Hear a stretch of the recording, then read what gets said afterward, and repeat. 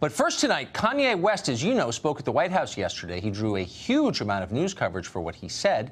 Commentators generally were not impressed. Many of them dismissed the whole thing as a sideshow, and in some ways they were right about that. West made a number of interesting points, but in the end, he's just an entertainer. Donald Trump was there too. He is the president of the United States. He's the most powerful man in the world. And yet also, like the rest of us, ultimately he's just passing through. There will be other presidents. The question we should care about is bigger than two people, any two people. This is the most important question. Is America still a free country? Can people openly express their beliefs in public? Are they still allowed to say what they think is true without being punished for it?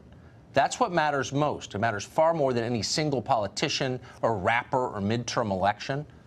And by that standard, the one that matters, what happened yesterday at the White House tells us a lot about America right now, much of it ominous. In case you missed it, here's part of what Kanye West said yesterday. You know, people expect that if you're black, you have to be Democrat. I've had conversations that basically said that welfare is the reason why a lot of black people end up being Democrat. They say, you know, first of all, it's a limit to amount of jobs. So the fathers lose the jobs, and they say, we'll give you more money for having more kids in your home. So to sum up, Kanye West says that liberal social programs have undermined the black family. He notes that African Americans face enormous pressure not to support Republicans. And he suggests that the Democratic Party often displays undisguised contempt for men and for masculinity. When you think about it, these are not especially controversial statements. They are all obviously true, for one thing. Anyone who pays any attention at all already knows that. What West said is so hard to rebut factually that nobody even tried to do that. Instead, they attacked him as a person. They attacked his decency and his mental condition. Now, if that sounds familiar, it's because this is now a universal tactic on the left. They don't want to argue with you. They want to denounce you. Watch Don Lemon over at CNN deliver his deep critique of President Trump's domestic program. Why doesn't President Trump condemn racism? His own words and actions tell you why. He's a racist. But let me not mince words here. This president traffics in racism. Roseanne's tweet was straight up racist, yet the president failed to condemn it. Why? Because he can't. Because his own words and actions are racist too. And we have to stop pretending that this president has nothing to do with it, that he's not emboldening racist and racism. The best thing about this style of argument is you don't actually have to learn anything, master any details, because facts are irrelevant. What you're saying is, my opponents are bad people. You must ignore them. So it wasn't obvious, though, how the left was going to pull any of this off with Kanye West. At first, they attacked him as crazy, but that didn't really make sense. If you think that Kanye West is mentally ill, why are you attacking him for that?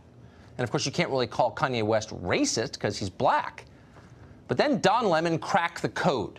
You must ignore Kanye West, Lemon explained to the rest of us, because Kanye West is a traitor to his race. Watch this.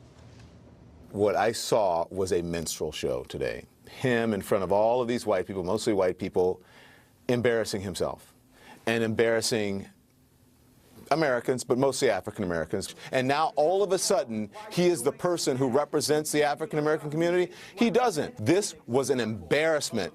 Kanye's mother is rolling over in her grave. There you go. According to Don Lemon, Kanye West's skin color means that he is required to behave in a very specific way. If he chooses to behave in any other way, he should be punished. Because according to Don Lemon, Kanye West's race is his destiny. It defines everything about him. People used to talk like this 50 years ago as they defended racial segregation in the American South. What a surprise to learn they are still talking that way, but this time it's on CNN. Michael Eric Dyson went even further, though, than Don Lemon. For the crime of being friendly with a politician he doesn't like, he says that Kanye West is actually, despite all obvious appearances, a practicing white supremacist. Watch this. This is time for us to say, Kanye, we, as African-American people, cannot stand idly by while you give cover to a man who is proved to be a white supremacist. This is white supremacy by ventriloquism. A black mouth is moving, but white racist ideals are flowing from Kanye West's mouth. Keep in mind, they're calling Kanye West the crazy one. But of course they don't mean it. They wouldn't be so angry at him if they did mean it. The real fear is that Kanye West isn't crazy at all and that you might listen to him. This isn't about Kanye West or even about Donald Trump. It's about power. Most things are. Suddenly, a small number of ideological gatekeepers basically control what everybody else in this country is allowed to say and think. These people work at Google and CNN, in the U.S. Senate, maybe even down the hall from your office in the corporate sensitivity department. They're enjoying the power they have because people always enjoy having power. But they're worried because they can know they can only maintain this system, the one they benefit from, through fear and lying. If enough people to decide to ignore their rules and think for themselves, it's over. They have no more power. A whole country of people saying what they think is true. That's their nightmare. That's what they fear the most. It could all start, by the way, with a single person, I don't know, a rapper speaking stream of consciousness one afternoon in the Oval Office. And from there, who knows where it could go? Other people might stop hiding their unapproved opinions. It's a terrifying prospect to them. Free speech is like a virus. Better to stop it while you can. Don Lemon is no genius, but he understands that.